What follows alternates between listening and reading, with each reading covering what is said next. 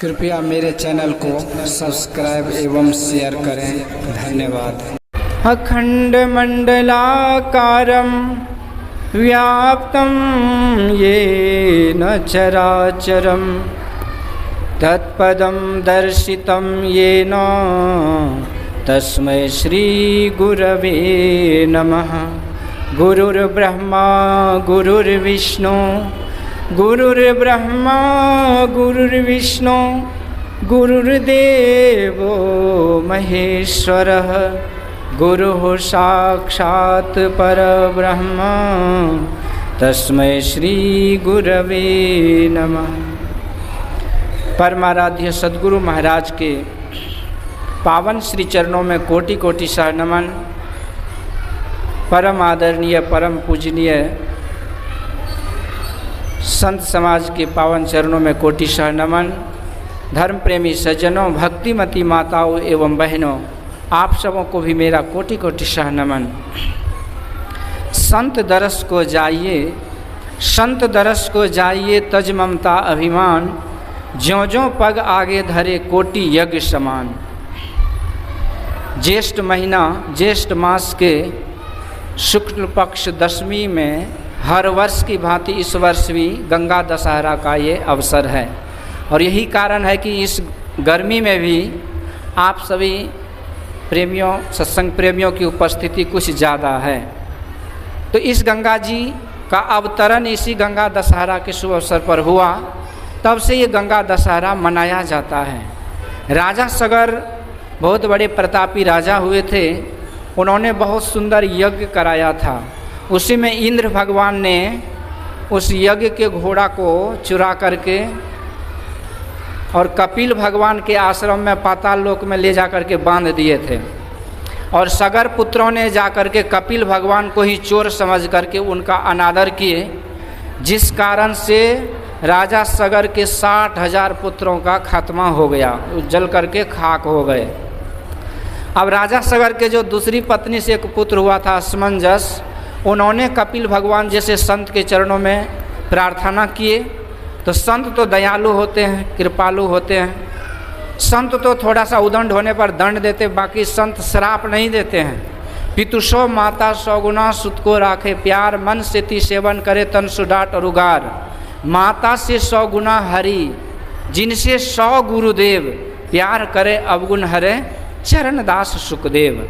तो ऐसे जो दयालु माता पिता से माता 100 गुना, उस माता से हरि 100 गुना, उस हरि से भी 100 गुना जो दयालु गुरुदेव हैं, तो वो श्राप क्या देंगे। कपिल भगवान ने कहा देखो तुम तपस्या करो और यदि तुम्हारे तप से प्रसन्न होकर वो गंगा माँ प्रकट हो जाए तो उसके जल के स्पर्श से इनका उद्धार हो सकता है। तब असमंजस राजा ने तप किया और उससे पूरा तप नहीं हुआ, उसका शरीर छूटा और असमंजस, अंशुमान, दिलीप और भगीरथ 5 पीढ़ियों के कठोर तप के फलस्वरूप माँ गंगा उस स्वर्ग से चंद्रलोक और स्वर्गलोक होते हुए गंगोत्री में आई। तो गम गताम, आकाश से उतरी, इसीलिए नाम गंगा पड़ा। और गंगा माँ जहाँ उतरी उसी स्थान का नाम गंगोत्री पड़ा। और उसी गंगोत्री से होते हुए काशी होते हुए ऋषिकेश हरिद्वार होते हुए भारत भूमि को पावन करते हुए गंगा सागर में जाती है। और उसके पहले सगर पुत्रों का जहाँ राख था वहाँ उस जल का स्पर्श हुआ और सगर पुत्रों का इस तरह से उद्धार हुआ था। श्री सद्गुरु।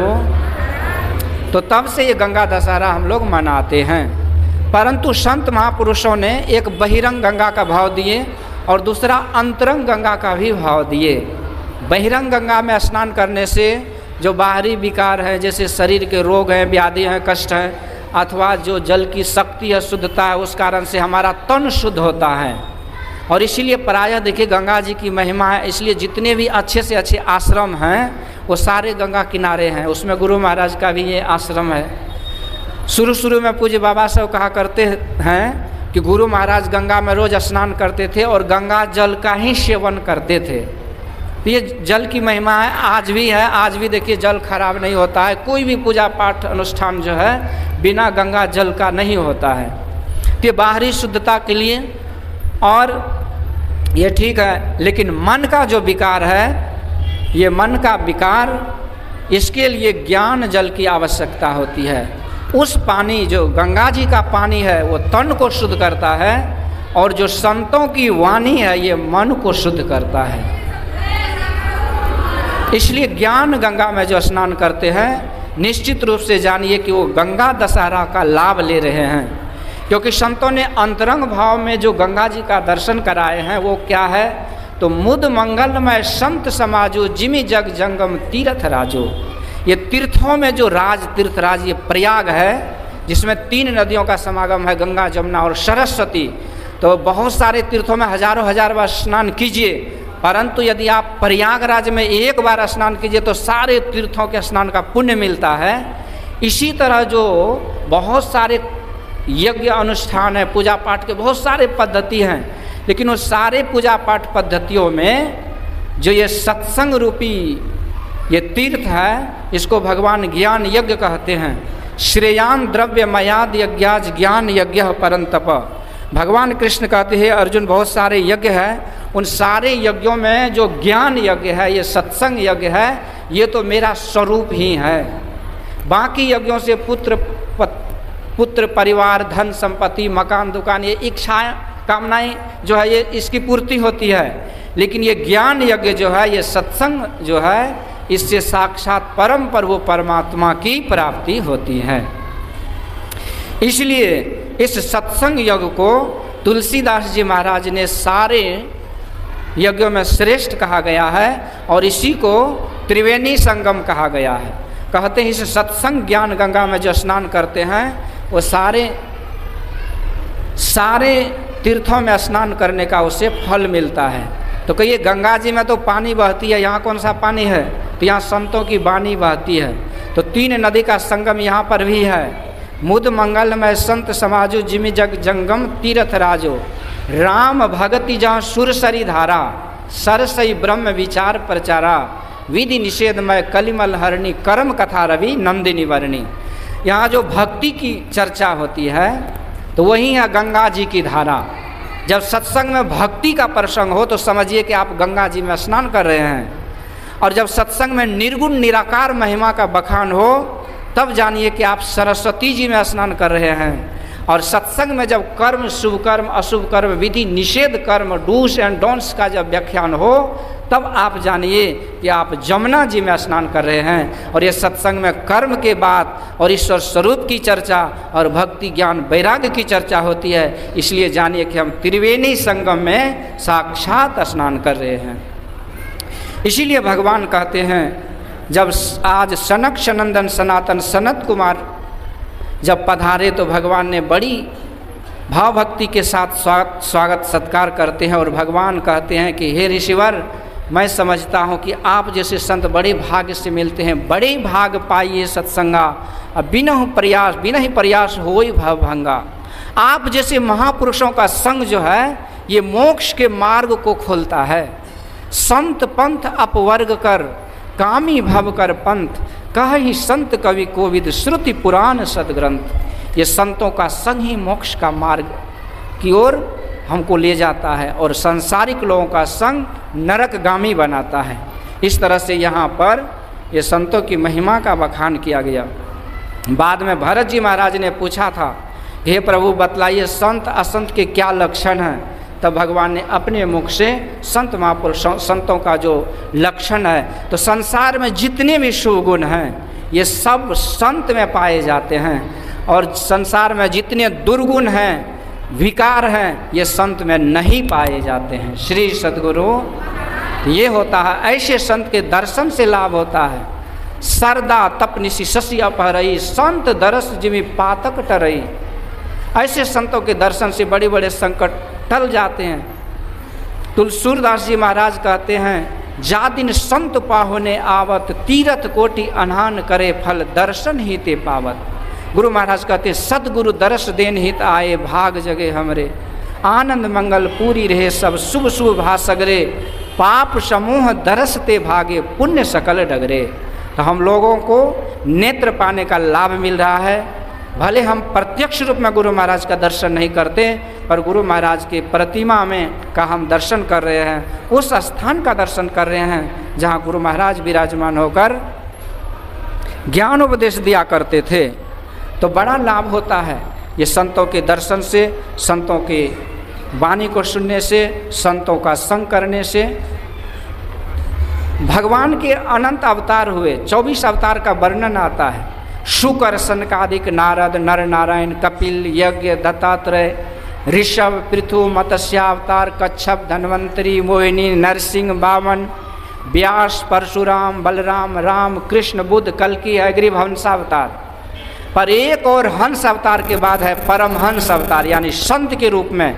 तो बाकी रूप में जो भगवान आते हैं तो दुष्टों के संहार के लिए, बाकी प्रयोजन के लिए आते हैं, पर संत रूप में जब आते हैं तो किस लिए आते हैं? तो जीव हित आप ही आवे, सुरत को आई तारा है, करण धार सदगुरु दृढ़ नावा, और दुर्लभ साज सुलभ करी पावा। तो सदगुरु के रूप में जब आते हैं तो मल्लाह बन करके आते हैं, जीव को भव से पार लगाने के लिए आते हैं। इसलिए संतों की जय जयकार होती है। एक बार भरत जी महाराज और भगवान राम बाल्याकाल में बाल क्रीड़ा में भगवान गेंद खेल रहे थे। तो एक तरफ भगवान 11 खिलाड़ी के साथ थे और दूसरी तरफ भरत जी भी 11 खिलाड़ी के साथ थे, और ये फुटबॉल गेंद हो रहा था। तो दिखता ये था कि भगवान जीत रहे हैं, भरत जी जीत रहे हैं, पर दिखता था कि भगवान जीत रहे हैं, लेकिन भगवान जीतते जीतते हार जाते थे। और दिखता था कि भरत जी हार रहे हैं, पर भरत जी हारते हारते जीत जाते थे। तो बाद में खेल खत्म हुआ तो कुछ भक्तों ने भगवान से शिकायत करी, कहते महाराज आप कौन से भगवान हो कि आप जीतते जीतते हार जाते हो? आपसे बढ़िया तो भरत जी है जो हारते हारते जीत जाते हैं, अंत भला तो सब भला। तो भगवान कहते देखो भाई, ये जो खेल है ना बड़ा रहस्यमयी खेल है। ये जो मैदान देख रहे हो फुटबॉल का, यही है 84 लाख का ये संसार का मैदान। और जो ये फुटबॉल देख रहे हो ना, यही है जीव। जीव दर दर की ठोकर खाता रहता है। और एक तरफ मैं हूँ राम ब्रह्म परमार्थ रूपा, और दूसरे तरफ भरत जी हैं संत। जो न होत जग जन्म भरत को, सकल धर्म दुर्धरणी धरत को। यानी संत जैसे, भरत जैसे संत यदि संसार में नहीं आते तो धर्म डूब जाता, रसातल में चला जाता। तो भरत जी संत हैं और मैं ब्रह्म हूँ, ईश्वर हूँ, और ये जीव जो है ये गेंद है। जीव 84 के चक्कर में घूमता रहता है। जब ये जीव भटकते भटकते मेरे पास आता है तो मैं अपने चरण के प्रहार से इस जीव को भारत जी जैसे संत के चरणों के पास भेज देता हूँ। और भारत जी का चरण जब ये जीव पकड़ लेता है, अर्थात संतों के चरण में जब ये जीव चला जाता है, तो संत शरण जो जन परे सोजन उधरनहार, संत पंथ अपवर्ग कर। संतों का मार्ग तो सीधा मोक्ष का है। इसलिए भारत जी जैसे संत के शरण में जब ये जीव रूपी गेंद पहुंचता है तो भारत जी जैसे संत ऐसी कृपा करते हैं कि जीव को परम प्रभु परमात्मा पीव से मिला देते हैं। श्री सद्गुरु। जीव का कल्याण होता है, ईश्वर की दया होती है और संतों की ऐसी कृपा होती है कि जीव का कल्याण हो जाता है। इसीलिए भगवान का उपकार है और संत का जय जयकार है। बोलिए श्री सद्गुरु।